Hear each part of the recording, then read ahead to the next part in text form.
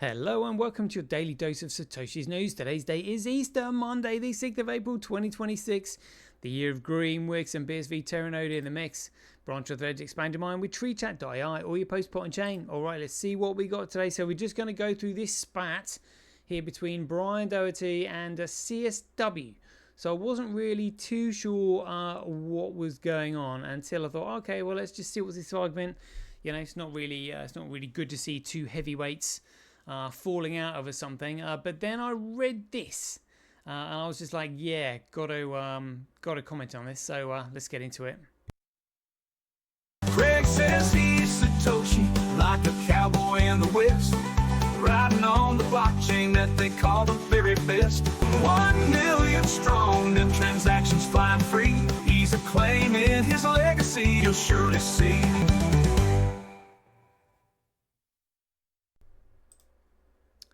All right, here we go. So this is what was going on today with this article with Brian Doherty. So obviously I saw this, again, suspicious, you know, evolution of decentralized computation. Well, it can't be decentralized unless it's a competitive network. And it can only be a competitive network if it's a commoditized network.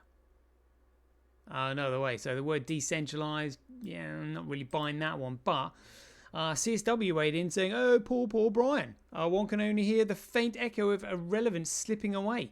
So I was like, And then Brian sort of fires back saying, you lost your court case where a judge ruled you forged documents, lied under oath, and are definitely not Satoshi Nakamoto.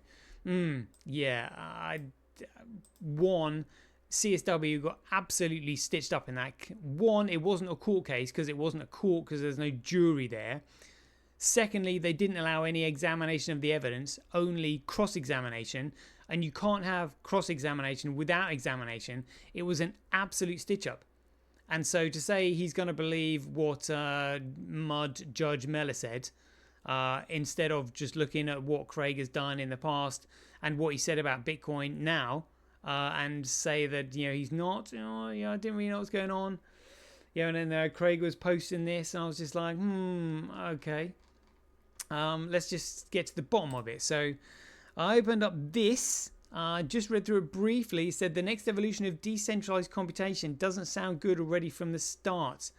Sounds like, PSYOP away from Bitcoin, to be honest with you, but let's see what's going on. It said there was a time when wasting computation made sense. No, wasting computation doesn't ever make sense. And when you're competing for something, like, it's the only way you can have a true winner of a lottery, when there is an economic opportunity cost in maintaining something. That's how you create competition. That's what competition is.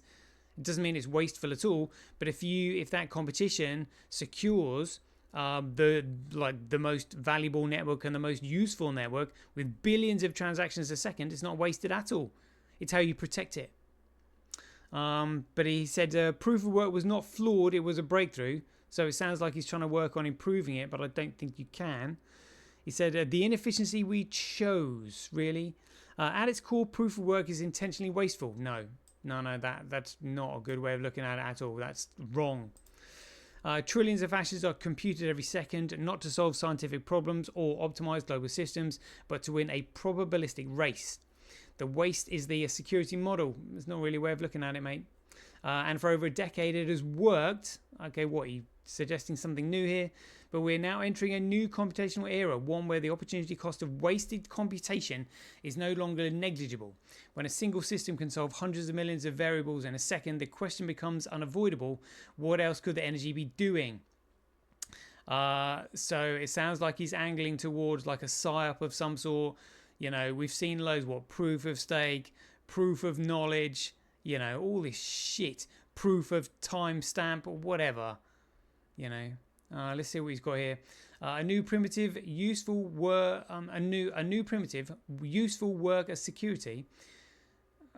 What's this? Imagine a system where the same computational effort that secures the network is also solving meaningful problems. Don't see how that can happen. In such a system, computation is no longer sunk. It is a productive asset. Enter a new class of engines. The recent advances in GPU accelerated optimization, particularly systems like DSC3 ISMO 4-pick engine, demonstrates that we are no longer bound by limitations that shape early blockchain design. Oh, this doesn't sound good at all, Brian. From mining blocks to producing, please don't say you're doing like proof of knowledge or anything like that. The implication is profound. A proof of value. Oh my God, is this a new one? Instead of miners competing to solve meaningless puzzles, participants could compete or collaborate to solve real-world problems. Drug discovery, pipelines identifying variable compounds. Each solved problem becomes both a contribution to the network's security and a unit of economic value. No, mate, it can't work like this. Verifiability, the missing link. Of course, useful work introduces a new challenge: verification. Hashing is trivial to verify. Optimization is not. The goal is not just to compute, but to prove that the computation is correct. Once that is achieved, the foundation for the new kind of decentralized. It's not a decentralized system, mate. It is commoditized. There is securitized and there is commoditized. That's it. All this centralized and decentralized bullshit doesn't exist in economics. They're just simply, general terms. They have no specific meaning. You could call an international company decentralized because it's distributed, but it's still centrally controlled. That's the whole point. This is why I keep banging on about securitized and commoditized. If you don't understand the significance of the difference between a commodity and a security, and you don't understand the difference between money and currency, you're never going to get the difference between a digital commodity and a digital security. And you can only have a digital commodity that is economically maintaining and sustaining a commoditized network, because otherwise it has a central point of control. So this doesn't sound good at all. The collapse of layers. What we're now beginning to see is the convergence of three historical separate domains: security, computation, value creation. In traditional systems, these are distinct layers. They're not layers, mate. In emerging architectures, they collapse into one. No, they don't. No, they don't. Oh dear, oh dear. Looks like Brian is losing his way here. CSW said it isn't wasted computation. Yeah, it's a signal. Yeah, absolutely. That's the entire point. Yeah, proof of work is not designed to solve useful problems, because the moment you do that, you break the system. You introduce external incentives, absolutely. External optimization paths and hardware asymmetries that are no longer tied to securing the network, absolutely. The computation must be valueless without the system precisely, so that it's the only purpose to signal investment in that ledger itself. Yeah, I mean, it's a complicated way of saying it. Oh dear.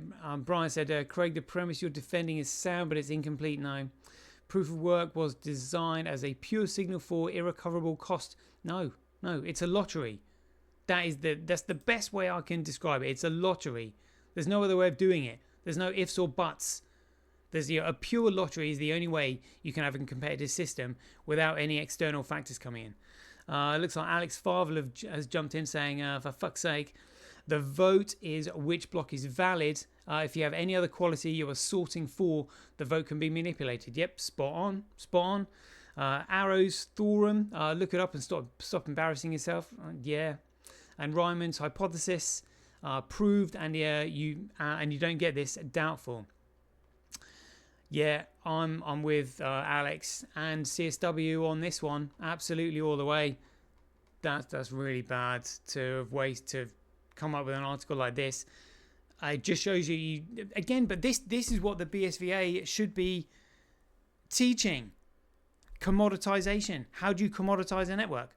Otherwise, you get people straying from the path like this, coming up with some bullshit cabal narrative about how we need proof of work, proof of stake, proof of concept, proof of value.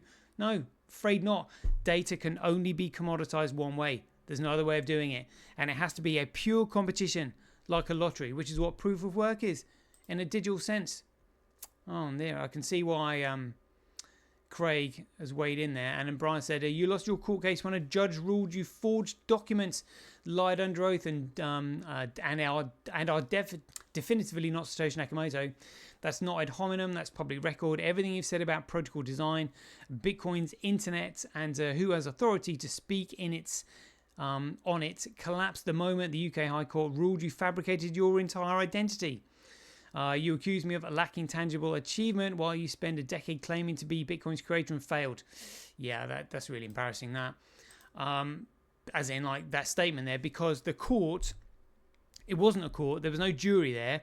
It was an administration process, Hausbury's law. There's no authority for administrative courts in this country, and no act can be passed to legitimize them based on the constraints placed upon the monarch at his coronation. And there was no examination of the evidence in there. There was no, and therefore, and they only allowed cross-examination. You can't have cross-examination without examination coming first. It was an absolute stitch-up. And so you're just going to believe what they said. Where was the jury? The trial by jury in the Florida court, the Florida Circuit Court, said he was the sole and rightful owner of the Satoshi coins. That's what you go on. Yeah, no wonder CSW has weighed in massively sarcastic on that one. Yeah. I would say, I mean, I still don't get why, if the BSVA is stewarding the protocol, they're the ones that should be explaining how you commoditize a network.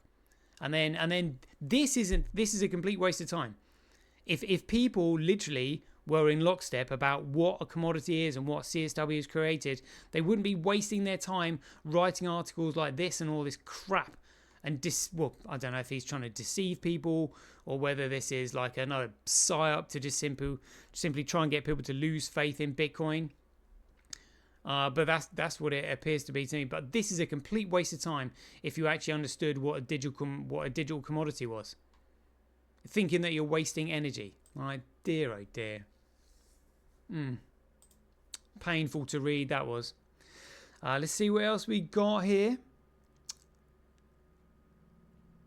I think Kurt has written a fantastic article here.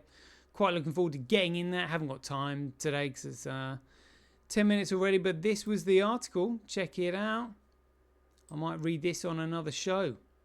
Loving that. Always thoroughly detailed. Yeah, looking very good. But just to comment on what's going on today. DeFi Traces here. Breaking. Insiders just started dumping all risk assets except oil ahead of the US market open.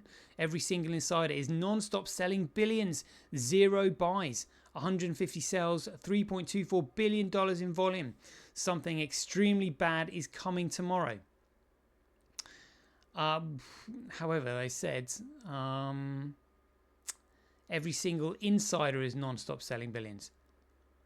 Yeah, but you can't sell unless there's somebody willing to buy.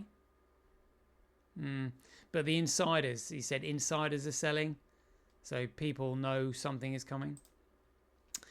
Jacob King has said here, breaking, Michael Saylor's strategy registered a 14.5 billion unrealized loss in the first quarter for their failed Bitcoin gamble. You know, I get a feeling it's only going to get worse in a long time. Dear, oh dear, oh dear. We'll have to see what happens. Yeah. 365 days of Bitcoin history. On the 5th of April 1933, the issuing of Executive Order 6102, where they stole all the gold from all the citizens of the United States, where they were ordered to hand all their gold into a Federal Reserve Bank, or receive a $10,000 fine or 10 years in prison, or both. An absolute joke. An absolute joke. What, for just not handing gold into the bank? Does gold harm anybody? Cause harm, injury, or loss? No, it doesn't. 5th of April 1975, the birthday of Satoshi Nakamoto. The birthday Satoshi Nakamoto gave himself.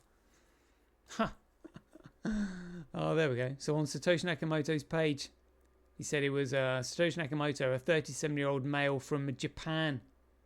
Oh, so this was the birthday that Satoshi Nakamoto gave himself. Check it out. Check it out.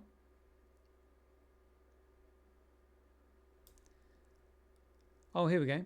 According to the archived data from his peer-to-peer foundation profile, Nakamoto once claimed to be a 37-year-old man living in Japan and listed his birthday as April 5th, 1975. Excellent. Check it out. Check it out.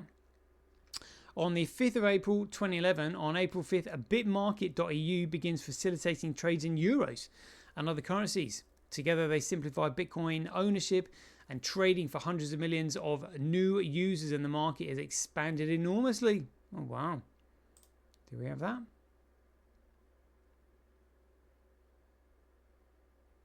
Oh, there we go, yeah. Bitmarket.eu. Nice. On the 5th of April 2019, Satoshi Nakamoto is an amalgamation of Tominaga Nakamoto, Ash Ketchum, and Satoshi. And that was on his blog there. Oh, there we go. Right, okay. An amalgamation of Tominaga Nakamoto and Ash Ketchum. Satoshi. 5th of April 2024, the Street Fighter and a 70k donation. Now, Christian Egerhansen got close to the Tories. This was when all the shit was coming out about him. Let's see if it's still there. Yeah. 5th of April 2024, also 2 years ago today, hijacking Bitcoin. The hidden story of BTC officially released. Oh, so that's when this hijacking Bitcoin came out. 2 years ago today. Wow. Yeah, but they forgot to add in there how they hijacked Bitcoin themselves, turning BCH into a shitcoin. But never mind. Wouldn't expect anything like that. Wouldn't expect that anyway. 6th of April 2021, the digital yuan is China's digital currency that will replace the yuan in its physical form.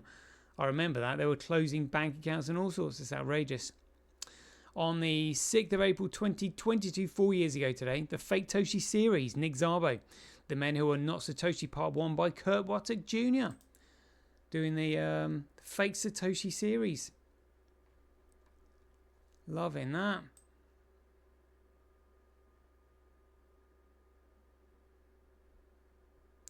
What's this one? At first, most users would run network nodes, but as the network grows beyond a certain point, it will be left more and more to specialists with server farms of a specialized hardware.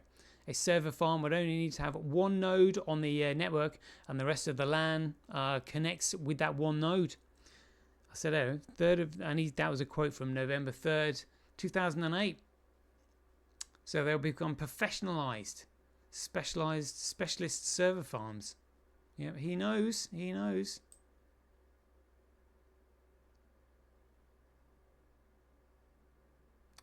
Great article, that one.